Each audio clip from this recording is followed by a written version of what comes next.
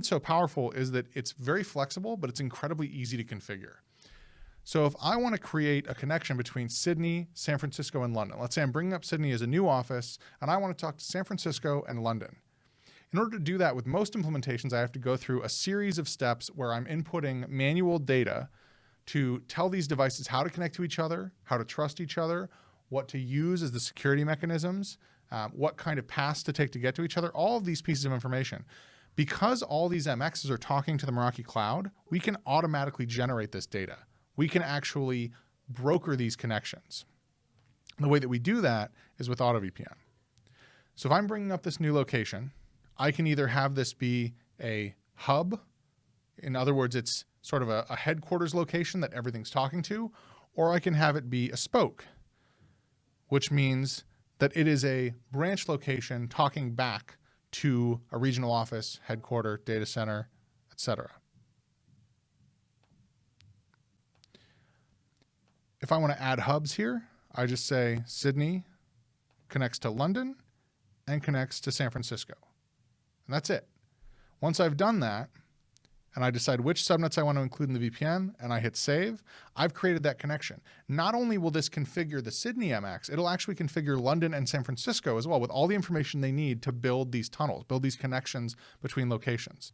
So this is going to save the customer a ton of time, a ton of effort. It's one of the best features to demo, and it's one of the most well-received features of the product. So people get very excited about this, and I highly encourage you to include it in your demos.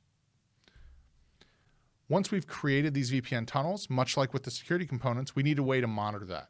That's where the VPN status page comes into play. The VPN status page tells us what our connections are between these locations, how much bandwidth, right? How much traffic we're sending between locations, and what our latency looks like. With these same tunnels, we can now apply, with the new SD-WAN features, intelligence that helps us to determine how we get from site A to site B. So AutoVPN helps us to build the connections between A and B, but if we have multiple connections, we want to be able to leverage those to do things like load balancing or intelligently selecting the best path for a certain type of traffic. And that's where SD-WAN comes in.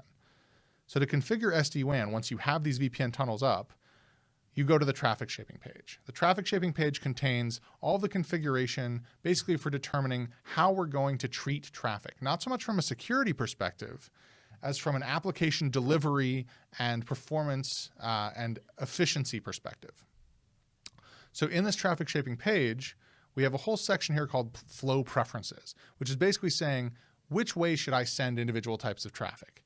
Internet traffic up here, or, and for the SD-WAN component, this is the most important piece, VPN traffic. So these are our SD-WAN policies that tell us how we're going to send traffic over the VPN. And what these policies look like is you have a certain type of traffic that you've defined, in this case, any traffic coming from a specific portion of the network, and you're going to send it over whichever path is better for voice traffic. That's a built-in classification that we include based on what's called the MOS score, which is a standard industry scoring, performance scoring criteria for voice. Or you can set a specific uplink that you prefer, and you can actually set what we call dynamic path selection rules to say, I want to use WAN 2, my second uplink, but I want to fail over to the other uplink if I don't have the performance I want. And you can define what that performance goal is, either with our pre-built, again, voice classification, or using custom classes that you configure back here on this same page under custom performance classes. So you configure the maximum acceptable latency, loss, and jitter, and then you create a policy that allows you to say that you're going to send certain types of traffic only over paths that meet those performance criteria. This is very common for voice deployments, wanting to make sure that if you have multiple paths, you're always using one that has acceptable voice quality. It's also common for business critical data applications where you might have very high performance needs, where an application that is going to react very poorly if the performance on that link starts to fail. What this allows customers to do is to be able to have, say, 2 internet connections at a branch or an internet connection at an MPLS circuit, and to not only load balance traffic across them between branches or between the branch and the data center or headquarters, in order to make the most of all that bandwidth they're paying for, but also to make sure that applications are delivered efficiently and with high performance based on the specific needs of those individual applications or types of traffic.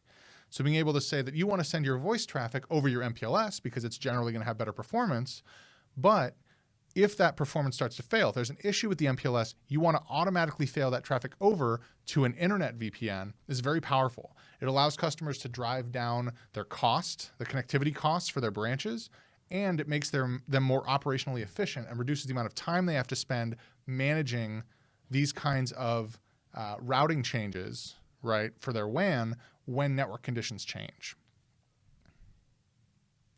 Again, on the monitoring side, it actually takes us back to that same VPN status page where we can look at, on this uplink decisions chart down here at the bottom, a live list of these decisions being made about where to send this traffic.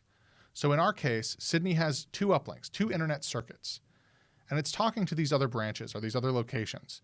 And we see a list here of all the flow decisions it's made about how to send this traffic, and it tells us what is the flow, which uplink was it sent over, and why.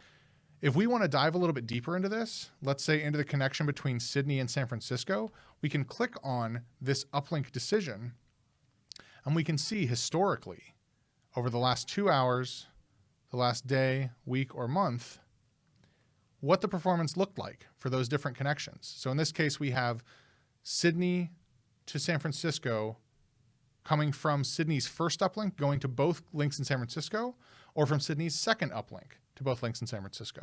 So we can see these paths.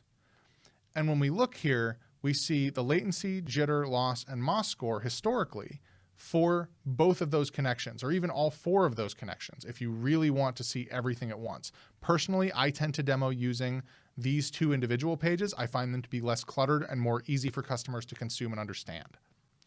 Now, when I mouse over an individual time, I see for both of those paths what the loss, latency, jitter, and MOS score was at that time. So I can see basically which link is going to be better at any given time. One really cool capability that I like to demo here is being able to mouse over a custom performance class and actually see a highlighted green area that represents that performance threshold. So we see here, if we look at the jitter threshold, green represents acceptable jitter for voice based on our criteria that we've set up in dashboard. We can see the blue line representing the current, or rather historical, jitter going over that green area in several places. So in those inflection points, at those times, this link was considered unacceptable for voice. So if the other link was acceptable, we would have failed voice traffic over to it. So it's a very easy way to demonstrate how this path decision-making works, and it allows customers to see how they can audit this and go back and look at this and determine why a path change actually occurred. Why was this traffic flipped over from WAN 1 to WAN 2? Well, it's because the jitter went above the acceptable threshold. There are several other features that we could demo. I think those are the 4 key ones that we wanted to highlight in this video. So again, next generation firewalling, intrusion prevention, and AMP under the advanced threat umbrella, VPN, and software-defined WAN. If you can demo those 4 components effectively, you'll be able to combine the ones you need to build an effective demo for pretty much any audience. So thanks for taking the time to watch this video, and happy demoing.